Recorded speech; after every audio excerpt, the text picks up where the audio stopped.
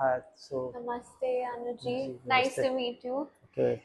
हाँ जी, I am Diya, मैं road track club of Delhi heights से आई हूँ एंड आपकी फाउंडेशन में आके बहुत अच्छा लगा। Anuj ji is the founder and president of the Human piece Foundation, तो आप थोड़ा बताएंगे अपनी फाउंडेशन के बारे में अनुज जी? तो सबसे पहले आपको बहुत बहुत धन्यवाद, आप हमारे फाउंडेशन में आए और इतनी अच्छी आप सेवा कर रही हैं समाज के लिए। इस फाउंडेशन को मैंने जो ओल्ड एज होम है हमारा, उसको हमने करीब 2020 में स्टार्ट किया था, कोरोना के समय में, जब लोग अपने माता पिता को घर से बाहर निकाल रहे थे। तो एक छोटा सा स्टोरी है, मैं बता दूं आपको, शेयर कर दूं कि जब हम लोग खाना लेकर कोरोना के समय में जब जाते थे तो मयूर विहार में हम लोग मेट्रो के पास गए, तो एक अंकल बैठे हुए थे। जैसे मैंने उनको भोजन दिया तो अंकल बोले कि बेटा इससे क्या होगा, एक दिन के खाना से क्या होगा। तो मैंने सोचा एक एक दिन में क्या, मतलब हमें समझ में नहीं आया। तो फिर मैं दोबारा आगे थोड़ा सा बढ़ा तो उनकी वाइफ भी वहीं पे थे, तो वो रोने लगी कि बेटा हम 4-5 दिन से भूखे हैं, हमारे घर से हमारी बहू बेटियों ने घर से हमें निकाल दिया है। जब हम दोबारा गए तो हम वहीं पे उनको दोबारा खाना दिए, और खाना खाने के बाद हमारे जो अंकल थे तो उन्हीं अंकल आंटी से हमें शुरुआत किया। तो वहाँ से हमें एक आइडिया मिला कि जो बुजुर्ग लोग हैं, जो बुजुर्ग लोग को अपने बच्चों, जिस बच्चों के लिए उन लोगों ने जान दे दिया, अपने पढ़ाई लिखाई, कोई खेत बेच कर पढ़ा रहा है, कोई घर बेच के पढ़ाता है, उन्हीं को वो, छोड़ दिया हाँ, है। वही बच्चों ने अपने माता पिता छोड़ छोड़ दिए। दिया है। तो वहाँ से हमने ये स्टार्ट किया। आपने बहुत ज़्यादा नोबल कॉज स्टार्ट किया है और आपने स्टोरी भी बताई है कि आपने कैसे स्टार्ट किया।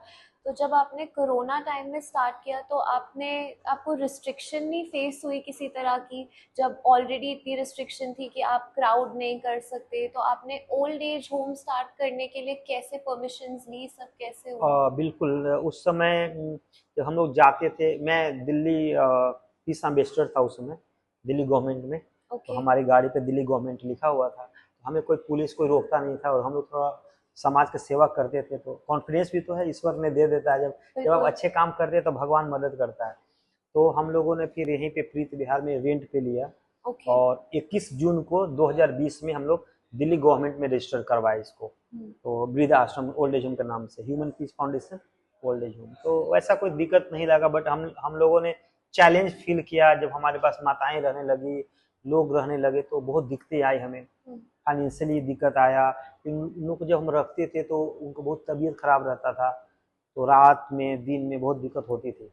तो आपके करंटली अभी 2026 में यहाँ पे कितने ओल्ड एज रेजिडेंट्स हैं? अभी 25 है हमारे पास। अब 25। हमारे यहाँ पे जगह अब नहीं है, फुल हो गया है फुल कैपेसिटी आज पे के है। दिन में। और ओके। हम लोग एक और पास में बनाने के लिए सोच रहे हैं, अभी हमें ओके। फंड की थोड़ी दिक्कत है, और ईश्वर की कृपा से हम लोग उसको बनाएंगे, क्योंकि जो बुजुर्ग लोग डेली हमारे पास काफ़ी 20 कॉल्स आते हैं, जो रात में हमारी माताएं रोते हैं, जो पिता तुल्य जो लोग हैं वो रो रहे हैं कि हमको रखिए, आप रखिए।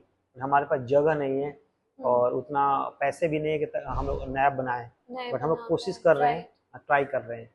एज अ यूथ रिप्रेजेंटेटिव, जैसे मैं एक रोटरैक क्लब से हूँ, रोटरैक बना ही बच्चों से, यूथ से है। मैं आपसे अगर पूछूं कि ऐसा क्या है जो आज की यूथ आपको सपोर्ट करने के लिए कर सकती है, तो आप हमें बताओ। यूथ्स हमारे पास काफ़ी कॉलेज से आ रहे हैं, आज रोटेट क्लब दिल्ली हाइट से अभी आई हुई हैं, बहुत जी। अच्छा लगा मुझे। और जी। आपसे, आपके साथ में करीब 20 बच्चे और आए थे। तो नहीं, उन लोग से मैं यही कहना चाहूँगा कि आप लोग इतना अच्छा पढ़िए, संस्कार लाइए कि अपने माता पिता को घर में रखना, दूसरे माता पिता भी लोग ओल्ड एज होम में ना आए, मैं यही कहना चाहूँगा। बिल्कुल। और जो भी सपोर्ट है उन लोग आए, और हमारे जो माता पिता तुल्य जो लोग रह रहे हैं उनके साथ बैठे, उनके साथ अंताक्षरी खेले, गेम खेले, टाइम हाँ, स्पेंड टाइम करें स्पेंड करें, बस उन बेसिकली। लोग बच्चों से मैं इतना ही कहना चाहूँगा। So, the Human Peace Foundation is an old age home, but it's also a very, very humanitarian cause. हमारी सबसे यूथ से रिक्वेस्ट है कि whoever hears about this foundation वो अनुज जी को कांटेक्ट करे।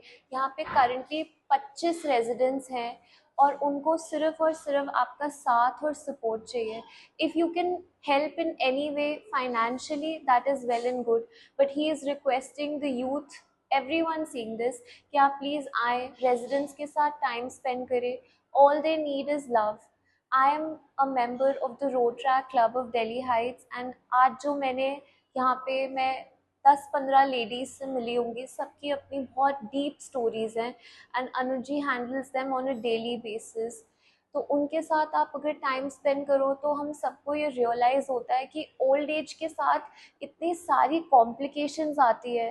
तो अगर आप किसी के साथ बैठ के अगर 4 बातें कर लो तो उनका थोड़ा मन हल्का हो जाता है, उनको अच्छा लगता है। That is the emotional side of it. Coming to more practical side of it, एक फाउंडेशन को रन करने के लिए बहुत सारे फंड्स चाहिए होते हैं, बहुत सारा सपोर्ट चाहिए होता है। He is also doing it by himself, so it is an initiative जिसमें हमें सबका सपोर्ट चाहिए। If you think you can help out in any way, so please do contact the Human Peace Foundation and Anuj ji will be there to guide you। and मेरे को तो आज बहुत ही अलग एक्सपीरियंस लगा जब मैं एक लेडी से स्पेशली मिली। She is very very old. Anuj ji, उनका नाम क्या था जिनके पैर में चोट आई हुई है? स्नेहा। स्नेहा जी। उनको जैसे ही मैंने पूछा कि आप ठीक हो, वो she started crying and she started holding his hands, क्योंकि उनको एक ही सपोर्ट दिखता है और वो है ये। तो अगर आप इनको सपोर्ट कर सकते हैं तो प्लीज़ करें, क्योंकि आगे बहुत लोगों को सपोर्ट करते हैं जिनकी कोई फैमिलीज नहीं है, जिनको कोई नहीं पूछता। So that's it. Thank you so much Anuj ji for your time नहीं, एंड बहुत हमें अच्छा लगा। बहुत अच्छा लगा और डेफिनेटली हमारा क्लब आपके साथ बहुत इनिशिएटिव्स रखेगा। बिल्कुल, बहुत अच्छा, थैंक यू वेरी मच आप आए, Thank you so और फिर much. हम लोग जल्दी मिलते हैं। 100%. Thank you.